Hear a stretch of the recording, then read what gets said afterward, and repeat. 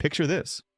A 90,000-ton nuclear-powered aircraft carrier is cutting through the dark waters of the Arabian Sea, 500 miles from the coast of Iran. On its flight deck, dozens of the most advanced fighter jets ever built sit fueled and armed. And somewhere out there, a small dot is approaching on radar. An unmanned aircraft flying straight at the ship with what the United States military will later describe as aggressive and unclear intent. The crew has seconds to decide. Is this a reconnaissance mission, a provocation, or the opening shot of a war that could reshape the entire Middle East? What happened next sent shockwaves through every military command center from Washington to Tehran. And the story behind it reveals something far more complex than a single drone being shot out of the sky. This is a real-world breakdown based entirely on publicly reported events and open-source intelligence. No classified material, no fabricated scenarios. Just the raw mechanics of how two nations came within arm's reach of open conflict in the waters that control 20% of the world's oil supply. Let us set the stage. In late January 2026, the United States Navy redirected one of its most powerful assets from the other side of the planet. The United States ship Abraham Lincoln, a Nimitz-class nuclear-powered aircraft carrier, had been operating in the South China Sea under the United States Indo-Pacific Command. But within days, new orders came through. The entire carrier strike group, including 3 guided missile destroyers, the United States ship Frank E. Peterson Jr., the United States ship Spruance, and the United States ship Michael Murphy, along with carrier Air Wing 9 carrying F/A-18E/F Super Hornets, F-35C Lightning Fighters, and EA-18G Growler electronic warfare jets, was ordered to transit toward the Middle East at best speed. But here is the part most people miss. Moving a carrier strike group across 2 oceans is not just a military decision.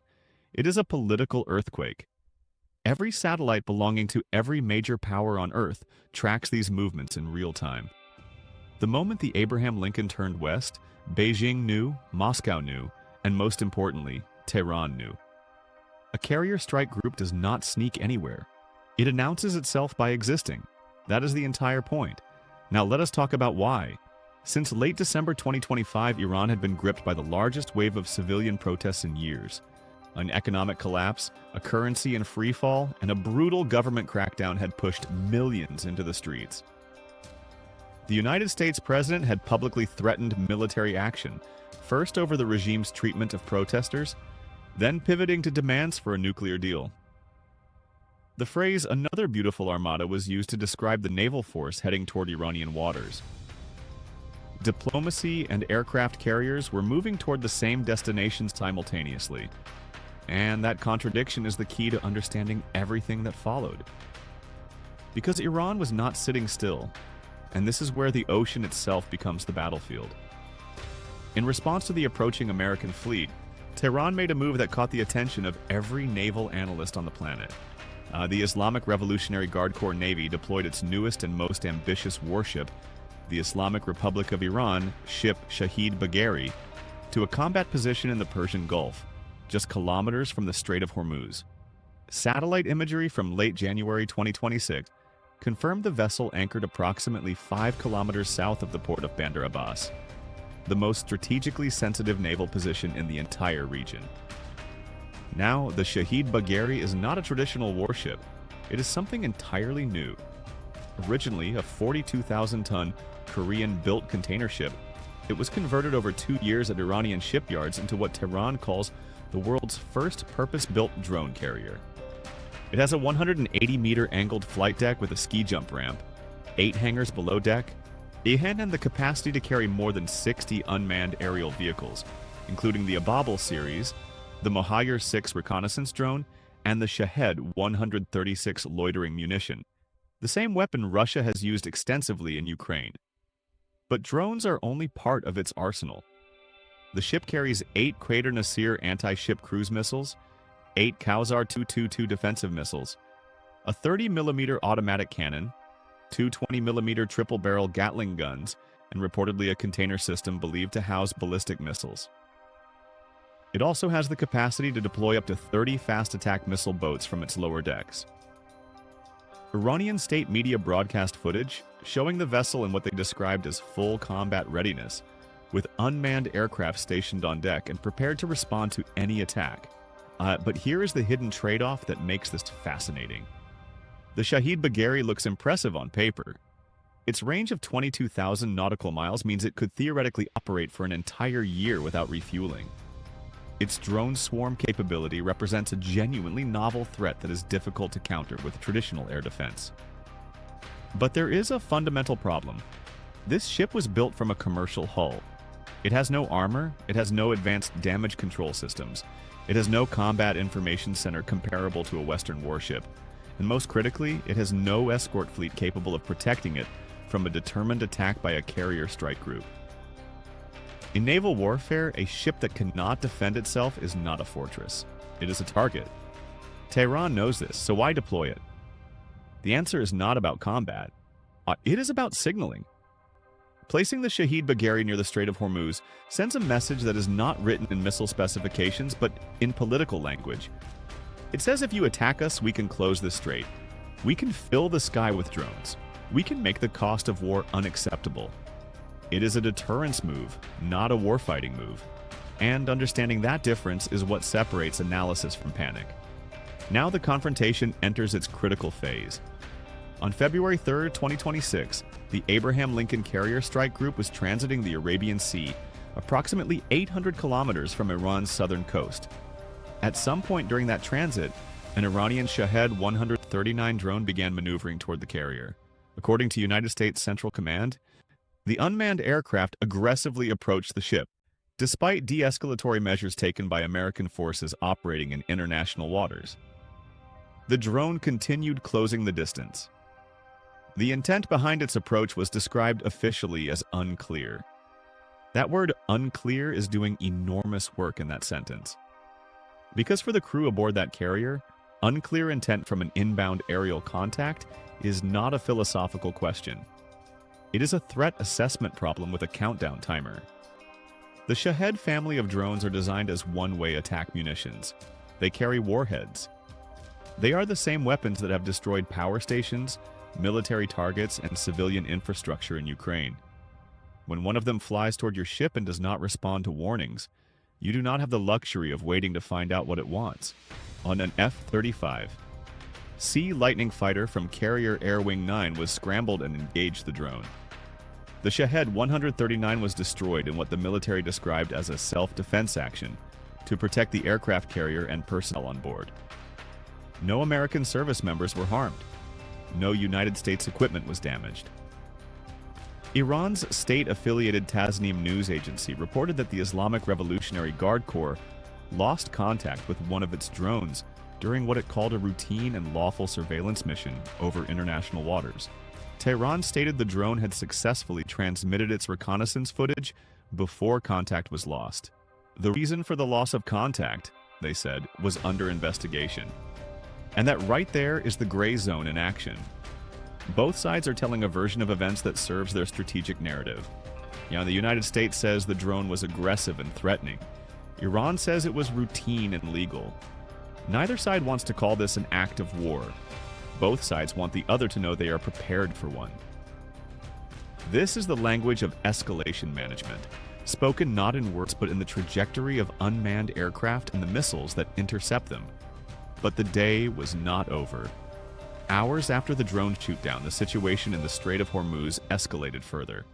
Two fast attack boats operated by the Islamic Revolutionary Guard Corps Navy approached the motor vessel Stena Imperative, a United States-flagged and United States-crewed chemical tanker, as it transited through the strait in international waters. The boats passed the tanker 3 times at high speed. An Iranian Mohajer surveillance drone circled overhead.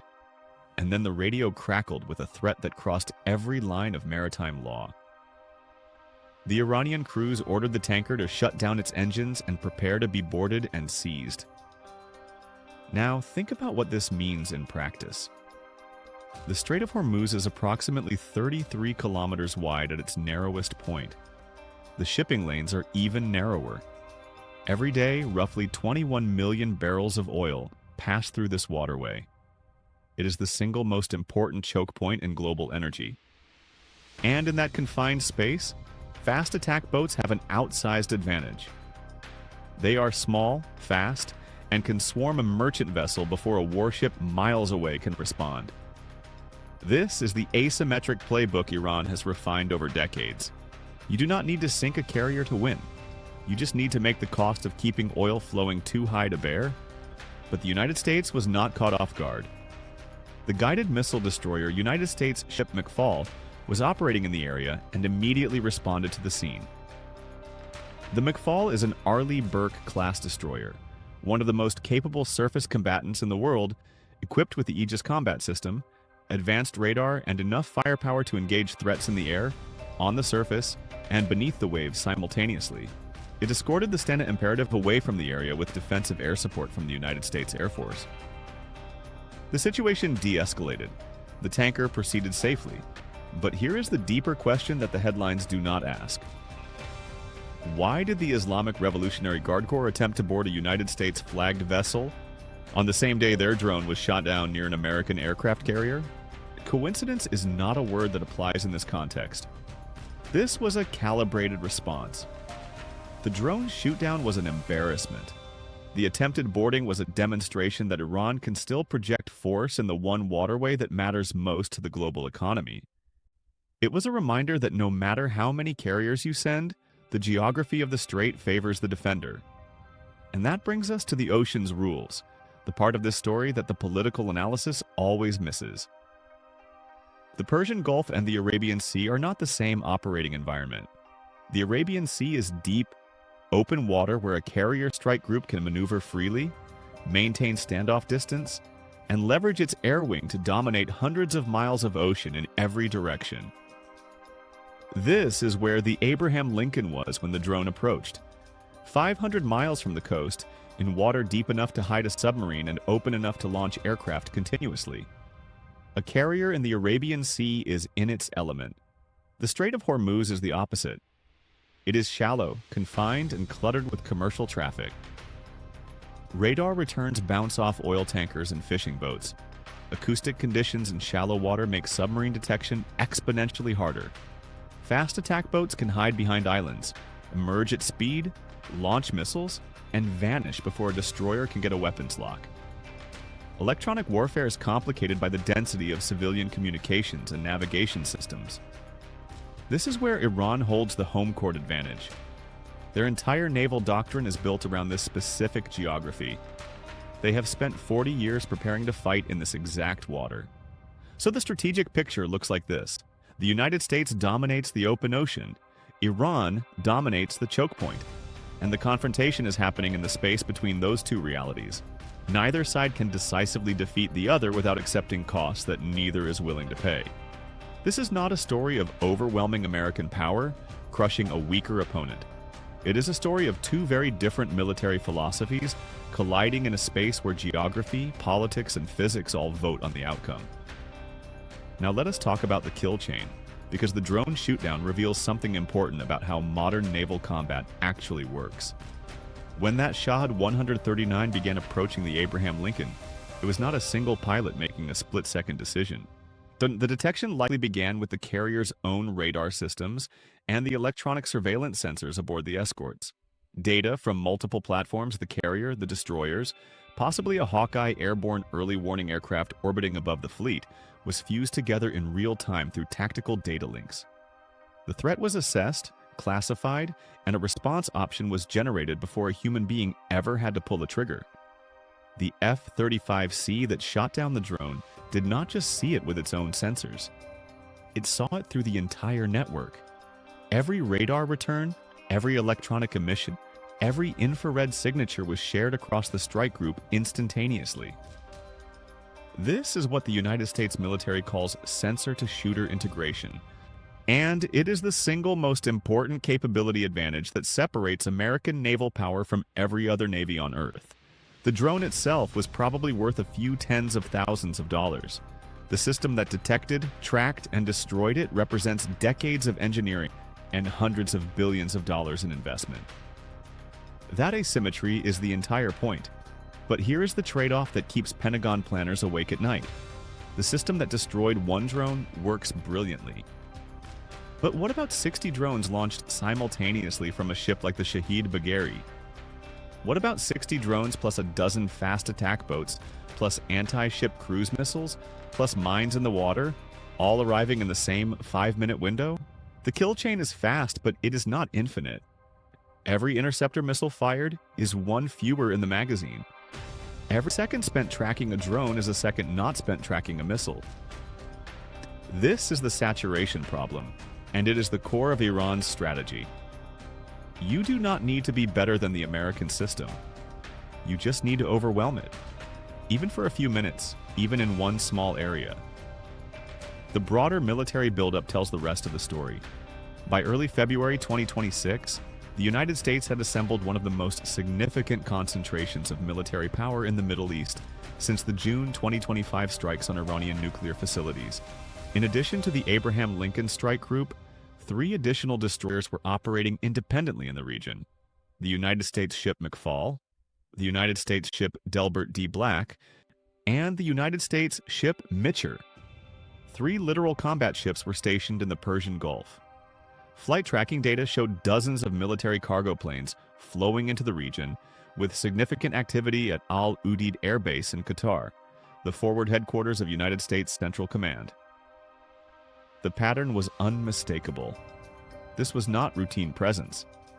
This was preparation for multiple contingencies, from purely defensive operations to precision strikes.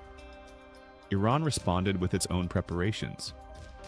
Beyond the Shahid Bagheri deployment, the Islamic Revolutionary Guard Corps reinforced its southern coastline with additional units. Tehran announced live-fire naval exercises in the Strait of Hormuz, a move that prompted an explicit warning from United States Central Command that unsafe actions would not be tolerated.